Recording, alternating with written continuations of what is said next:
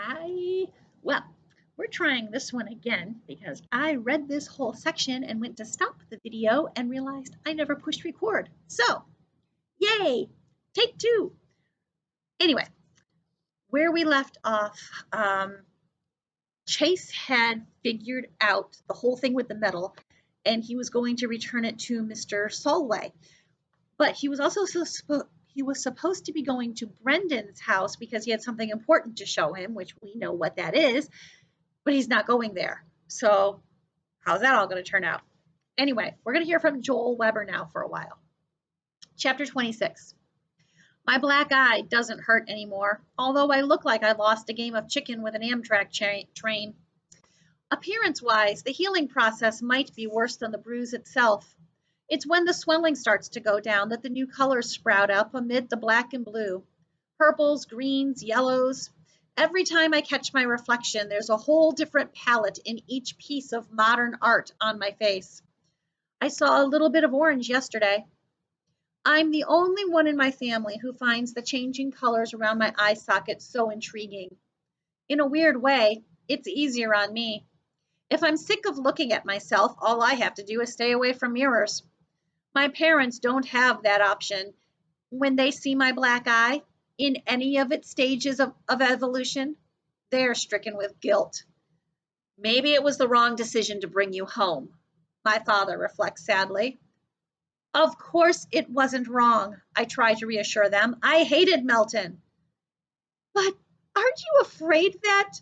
My mother lets out a short, wheezing sob in C sharp. It might be starting up again? Afraid? Sure I am.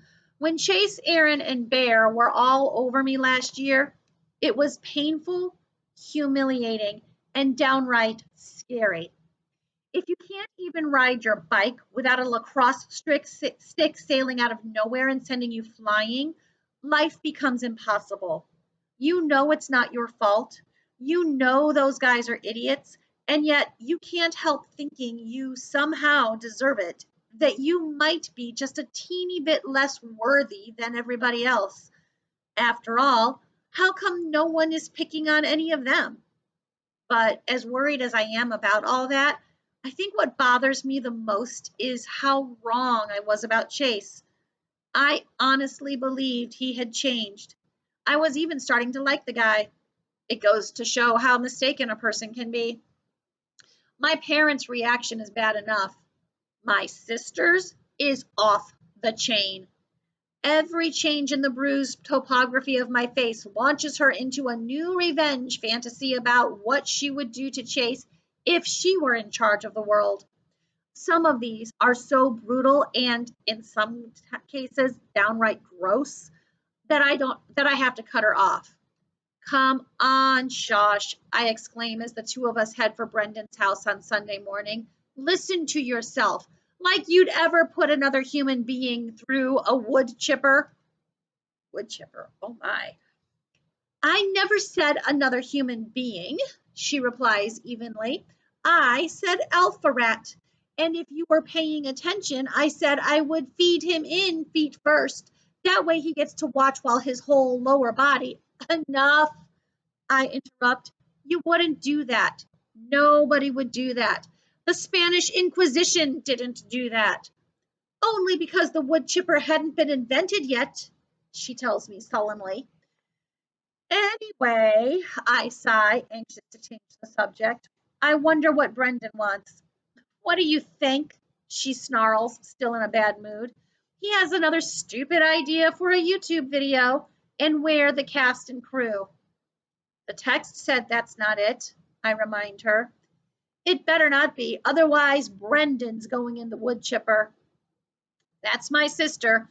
No problem is ever so small that she can't overreact to it. We start up the Espinosa's front walk and come face to face with Kimberly. Oh, hi guys. She gives me a long, hard look. Your eye is better, she adds dubiously. I'm okay, I say quickly.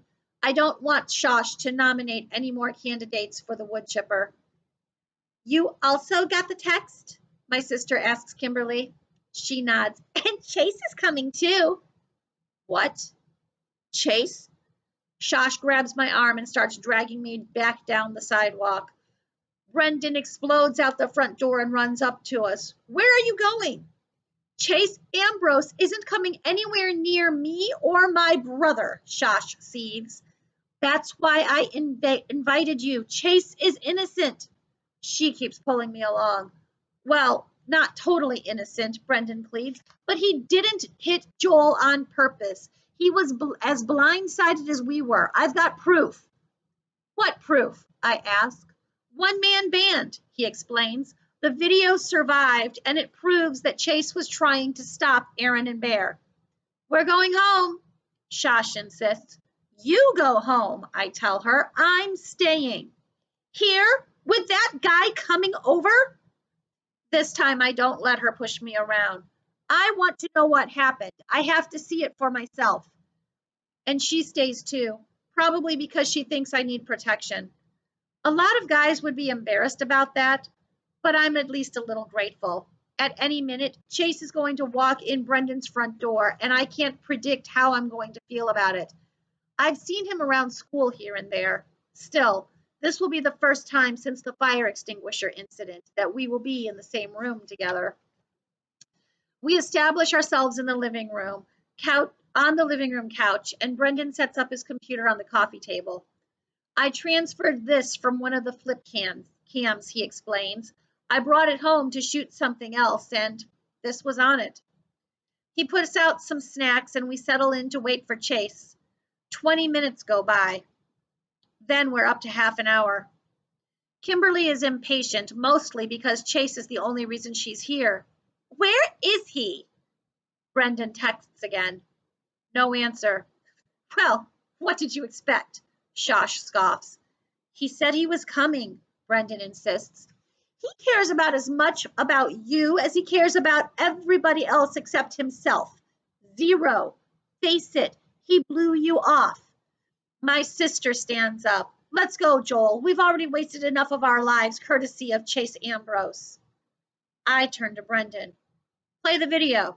Chase can see it some other time. We'll find out how they react the next time. I'll catch you later. Stay safe and healthy. Be kind to one another, okay? All right.